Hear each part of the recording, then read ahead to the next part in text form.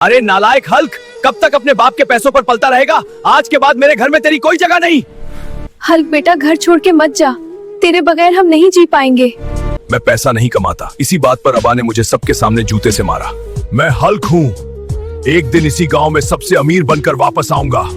मालिक मुझे कोई भी काम दे दो, मुझे पैसों की सख्त जरूरत है। हल्क, यहाँ कोई काम नहीं, कहीं और जा। हर जगह से मायूसी है, मगर मैं हार नहीं मानूंगा। और एक रोल्स रॉयस, यही वो रास्ता है जो मुझे गरीबी से निकालेगा। ये फाइट मुझे जीतनी ही है, चाहे सब कुछ लग जाए। क्या कोई है जो हमारे खतरनाक बॉक्सर का मुकाबला कर सके?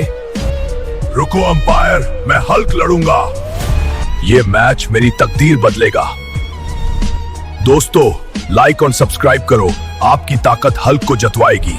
जबरदस्त वार कर रहा है। आज हल्क करोड़पति बन चुका है।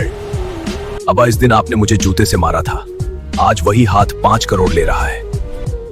मेरे बेटे हल्क के लिए सब्सक्राइब कर दो, उसने बहुत मेहनत की है।